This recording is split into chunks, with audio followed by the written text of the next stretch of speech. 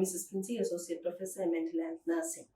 I've already discussed about the condition of mental retardation, right? So, mental retardation is a disorder wherein there is a sub-average general intellectual functioning resulting in or associated with impairment in the adaptive functioning, which is manifested during the developmental period of the life, right? So, that is the meaning or the definition of the mental retardation. So, in the video number 1 of mental retardation, I've already discussed about the condition, the types of mental retardation. We have got different types like mild, moderate, severe, and profound based on the IQ of the child. And also, I have told you what is the cause for mental retardation, what are the signs and symptoms of mental retardation, as per the different classification. So in this particular video, I'll be talking about the prevention of mental retardation. Yes, so there is a preventive measure to prevent to have a child with a mental retardation, right? So what is the prevention of mental retardation, and also the nurse's responsibility of a child with mental retardation? What is the nursing management? So that is what is being going to discuss in this particular video. The first topic which I'm going to discuss is the prevention of mental retardation. So if you take the prevention of mental retardation, we have got the preventive measures at the 3 levels. One is the primary level, the secondary level, and the tertiary prevention level. So if you take the first prevention level, that is the primary prevention level, it has focused on 2 important aspects. So one is the preconception, and the second period is during the gestation. Right. So what is this preconception? Before even the mother conceives a child, there are certain measures or important things that the mother should, follow or keep in mind so that she can avoid or she can prevent to give birth to a mentally retarded child. So that is in the preconceptional, period. So first thing which can be done is genetic counseling. So who are the candidates for the genetic counseling, right? So if there is a family history in the particular family of the couple, okay, of a child with a mental retardation, anybody in the family has a history of mental retarded, individual. So such a couple can go for a genetic counseling. Or if the couple had the first child who is mentally retarded, then she wants to conceive the second time, then such a candidate goes for a genetic counseling. So in the genetic counseling, they'll be giving a counseling, they'll be doing various interactions with the parents of the couples to go for various tests even if before going for conception, okay, so that they can avoid the second pregnancy or getting conceived with a child with mental retardation. So that is the first thing which can be done in the preconceptional period, which is the genetic counseling. The second one is the immunization against the maternal rubella. So as I told you, one of the reason of mental retardation is the infections during the prenatal period, right? During the gestation or during the pregnancy period, if the mother had any history of the prenatal infection, especially the rubella, right? So that may be one of the cause for the mother to have a child with a mental retardation. So to prevent that, it is very, very important that the mother should be immunized against this maternal rubella. That is the immunization. The third one is the blood test for the venereal diseases. So before even the couple get married, okay, before even they get married, there may be some blood tests which can rule out the venereal diseases or the sexually transmitted diseases, which can be helpful so that that marriage, even because of this problem, it cannot happen and they may not have a child with mental retardation. So certain blood tests that the individuals can undergo to find out if they have any kind of the venereal diseases, right? HIV or AIDS or syphilis, any kind of infections, right? So that is again going to prevent a mother from having a child with a mental retardation. The next one is the family planning. the spacing as well as the size, right? So very, very important that there should be a family planning that the family or the couple should plan for, and the spacing the between the pregnancy very important, so that so having a spacing between the children is also very important, because the mother can just revive or get adequate nutrition between the spacing, wherein she can have a good womb or the uterus for the development of the child, right? So such a precaution the mother should take, that as a spacing between the pregnancy and the size of the family is very, very important to be maintained. So these are the few points that during the preconceptional period itself is the mother aware about, then she can be a person who can prevent to have a child with a mental retardation. The second aspect in the primary prevention is during the gestation period. Right. So, what are those things very important the mother should follow during the period of gestation or during the pregnancy period? Number one is the prenatal care, nutrition, as well as the fetal monitoring.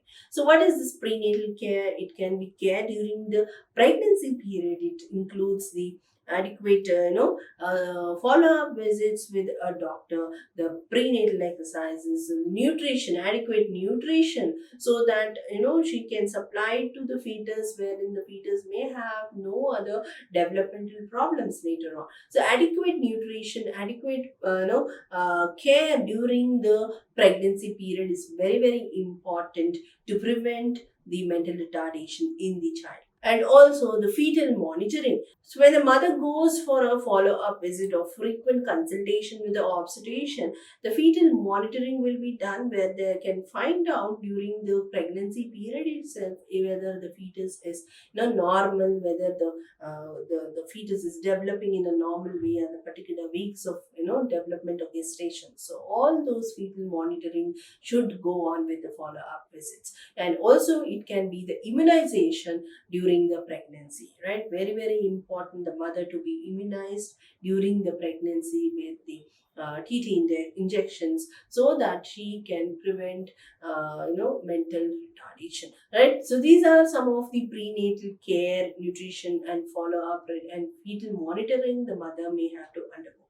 And also another important thing is avoid exposure to the radiations, drugs, as well as alcohol. The mother should not be the use of no alcohol or any kind of a drug, or should not be exposed to any kind of the radiations, where it can have a teratogenic effect on the growing fetus. The next one is the analysis of the genetic disorder. So during the pregnancy itself, if the mother is suspected that she may have a child with a genetic disorder, then the obstetrician may ask the mother to undergo some genetic tests, that is the amniocentesis, fetal biopsy, ultrasound, codenuclear sampling. So all these things can be done, wherein the chromosomal abnormalities can be detected, so that the genetic problems that the child will not have. So if it is found that these things are there, or there is a abnormality in the chromosome, a genetic disorder the child is having, so such a child can be terminated but in the early weeks of the pregnancy, so that the mother will not give birth to a child with mental retardation. So these are the two important things in the primary prevention. One is the preconception and during the gestation. Another thing very, very important, even the prevention that we can do, that is the primary prevention during the third phase, that is during the delivery period. So even at delivery, we have to see to it that the delivery is being conducted by the trained or the expert doctors and the staffs, especially in case of the high risk pregnancies. For example, it can be the maternal conditions such as diabetes or gestational diabetes, pneumonitis or hypertension during the pregnancy. So all these requires an expert doctor or a staff to deliver the child, so that during the delivery the child will not have any kind of a difficulty or problem which can make a risk factor to develop the mental retardation. The next thing at delivery that very important to note down the APGAR score are the first and the fifth minute of the birth of the child.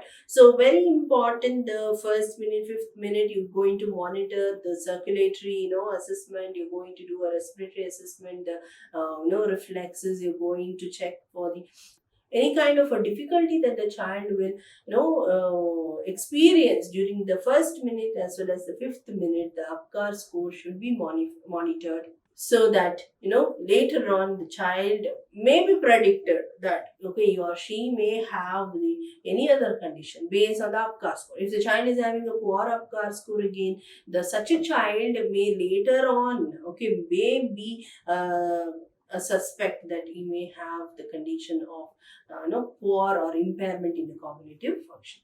The next one is a close monitoring of the mother as well as the child. So during the delivery, very much important, the mother as well as the child should be given the proper care, monitoring, so that complication can be avoided. After delivery, so if the mother is a Rh negative mother, injection of gamma globulin can be administered, so that to prevent the antibodies that may develop when she becomes pregnant the second time, right? So the erythroblastosis fetalis conditions can be avoided. So that is what the gamma globulin injection to be given to the Rh negative mother. Okay, so these are the points that you're going to keep in mind during the or at the delivery period.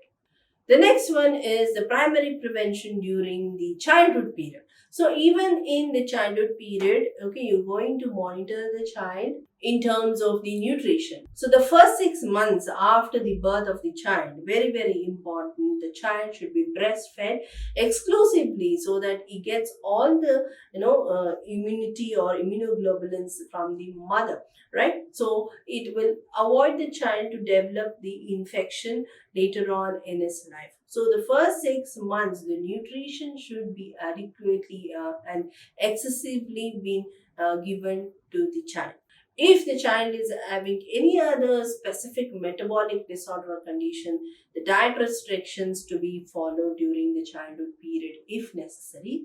Another important thing during the childhood period, see to it the environment of the child is to be maintained. That is the safety of the environment, so that accidental injury in terms of head injury or lead poisoning, ingestion of poisons or chemicals or any kind of the accidents, it can have an impact on the brain of the child, wherein such a child later on can become mentally retarded.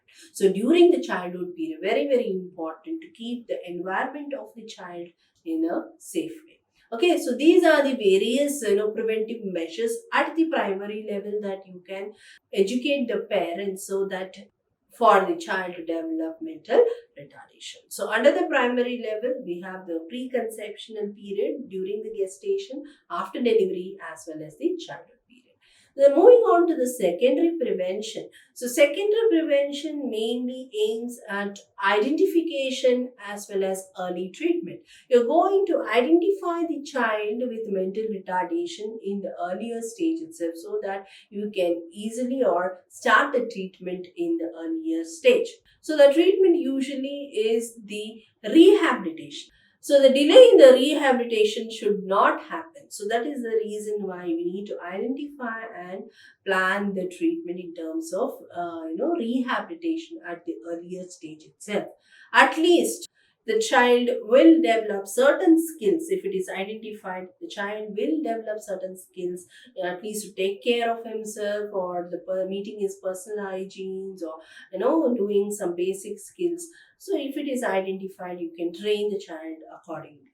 Okay, and also you can prevent the child from developing the emotional or behavioral problems. problems. So if the behavioral and emotional problems are noted in the child, then you can give the psychiatric treatment to a child. So that is the secondary prevention, specifically related to the detection of the cases and the treatment in terms of rehabilitation as well as psychiatric treatment if the child is having any kind of behavioral or emotional problems. Moving on to the tertiary prevention. So what happens in the tertiary prevention is the rehabilitation. So rehabilitation in terms of vocational rehabilitation, physical and social skill development, so that according to the level of the retardation or the handicap. Okay, if it is a mildly retarded child, so few of those skills we can teach the child. Okay, so or if it is a moderately retarded child, so he can be trained with few of those skills. So it is very very important, the rehabilitation which happens during the tertiary prevention, for reducing the disability as well as providing optimal functioning for a child with mental retardation. So this is about the prevention. So primary, secondary as well as the tertiary prevention. Moving on to the treatment of a child with mental retardation. So what is the treatment? So the treatment modality, we don't have any kind of pharmacological agent to treat mental retardation, but we have got some of these therapies to bring about modification in the behavior or to bring about changes in the emotion or behavioral problems that can be dealt by using various therapies. And also the rehabilitation becomes a main focus when it comes to the treatment modalities for a child with mental retardation. The first and foremost is the behavioral management. So if you note that the child is having any kind of a behavioral problems or emotional problems, you can make a child to undergo a behavioral therapy wherein you'll be teaching new skills, you'll be modifying the maladaptive behavior, you'll be encouraging the adaptive behavior. So all those things can be done in the behavioral management. The second thing is the environmental supervision. So very important, the child with the mental retardation, you have to see to it that the environment of the child should be safe and free from any kind of the hazard.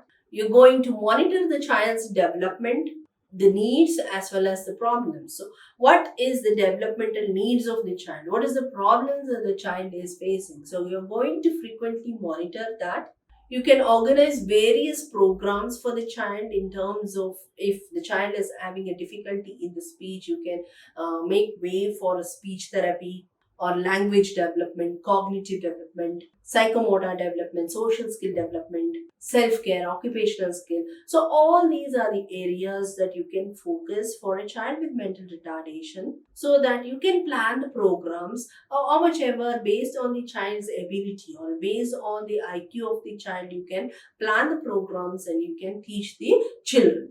Also, you're going to evaluate the child along with the mental retardation. Is the child having any other psychiatric disorders? It can be ADHD, it can be depression or bipolar disorder. So, any other psychiatric disorder the child is having, that you're going to frequently evaluate and monitor. The next important therapy is the family therapy, wherein even the parents have to be counseled. They have to develop the coping skills because they have lots of guilt and anger because they have a child with a mental retardation. Any parent may feel a lot of guilt as well as anger, because why only me or why only us are having a child with mental retardation, right? So you need to make the parents to accept the child as it is. So you may have to make the parents to undergo the various therapies, especially the family therapy, so that they will be able to cope up with the feelings. So the next one is you're going to plan early intervention. If you know the child below 3 years is identified with the mental retardation, you can start the rehabilitation earlier itself. You can also place the child based on the ability of the child in certain day schools or the special schools, wherein they can train the child based on the ability of the child in developing certain skills. It can be the basic personal hygiene, or it can be the basic reading skills or education that mildly retarded child can learn. So based on the ability of a child, you can place them in a special school or the day schools. Okay, so these are some of the treatment modalities that you can plan for a child with the mental retardation. Moving on to the next thing, which is the nurse's responsibility or the nursing management of a child with mental retardation. Right. What is it? The first and foremost is the assessment. So under the assessment, you're going to find out the early infant behavior, wherein you're going to rule out the cognitive deficit or cognitive disabilities in a child, especially in terms of the high risk children. So, who are those high risk children? It can be a child who is born to an elderly primary gravida mother, or a child who has undergone any kind of a birth trauma, or a child who is having a very poor Apgar score. So such kind of an infants can be identified in the earlier stage itself to be assessed, and the level of the cognitive impairment or the disability can be identified. So what are those behaviors wherein we can identify the child is having a cognitive impairment? Number one is if the child is non-responsive, right? So you're going in talking in terms, yes, the infant cannot talk though, but he can give some expression or reaction or responses. So how much ever you cuddle the child, you talk to the child, you show the affection. So if the child is not showing any kind of a response to you, you can identify that the child is having some kind of a problem or an impairment. Or if the child is not maintaining the eye contact during the feeding, or if the child is having a very slow feeding process, if the child is having diminished spontaneous activity, usually an infant which should have decreased responsiveness to the surrounding, decreased alertness to the voice or to any kind of the movement, as well as if the child is very much irritable. So these are a few signs and symptoms that you can note that there may be a chance for the child to have a cognitive impairment. So such a child should be given a special attention so that the impairment can be identified and it can be treated. The next thing is documentation of the daily life activities. Okay, so what are you going to do in this assessment part? So mainly you're going to assess the family in terms of the family response to the child. So when there is a child with the mental retardation in the family, so what will be the response of the members of the family towards such a child? So that you're going to identify. So if you find out the family is not cooperative or very much angry or feels very guilty or it doesn't accept such a child, so you can imagine such a family is not going to support the parents and not going to become a support for a child. So that you can identify. Okay, the next thing you're going to do is the degree of independence encouraged at home. Right? So, what is the independence that the child gets at home? So, how much is the degree of the independence the child is getting at home? That you're going to find out. Stability of the family unit. Okay, so that is the parental relationship you're going to find out. So, these are the assessment in terms of family that you're going to do. The next one is a psychological assessment you're going to rule out. It can be in terms of learning new skills, making relationships, making maximum choice for the way of living their life. Okay, so these are few of the psychological assessment that you're going to rule out. So this is the part of the assessment. Moving on to the intervention. So what are few nursing interventions? The first thing is you're going to determine the child's intellectual ability, that is the child's strengths. So based on this, you can plan the intervention. So you're going to rule out whether the child is mildly retarded, moderately, severely, or profound retarded because of. Okay. So by this, you can at least develop the plan of care based on the capability of the child. The next thing is you're going to monitor the child's developmental level and you're going to initiate the supportive interventions. For example, the skill development. It can be the speech training or the language development, occupational development. So, certain interventions that you can plan for by knowing the ability or the developmental stage of the child. Teach the child about the natural feelings as well as the emotions. So basic, emotions or feelings that you're going to teach to the child so that at least he can express it out. Always provide a safe environment to the child, provide the safety need so that you can prevent the injury. That is, it can be a self-injury or injury because of the, objects which is there around. You're going to monitor the child for physical as well as the mental or the emotional distress. If you note that the child is having a behavioral problems, you can easily distract the child by involving the child with the other kind of the activities. Teach the child the basic skills. So based on the dependency of the level of the child or the developmental level of the child, you can teach him the basic skills such as eating, dressing, grooming, toileting. So all these basic self-care needs can be taught to the child. Always maintain a consistent and supervised environment. You do not know when what the child may do or can happen to the child. So always see to it that consistently you monitor the child and supervise the child. Also maintain adequate environmental stimuli, because various environmental stimuli can also have an impact on the child. So you see to it that adequate environmental stimuli is maintained in the child's environment. So if the child is achieving certain skills, say for example today the child was able to put the buttons by himself, or the child was able to eat or feed himself, right? So certain skills should be recognized and the positive reinforcement should be given for the child so that he will be encouraged. It becomes a motivation for the child to continue the behavior. So whenever you plan a care to the child, so see to it that the parents are involved in planning as well as in setting realistic goals. So basic the goals at least the child should achieve.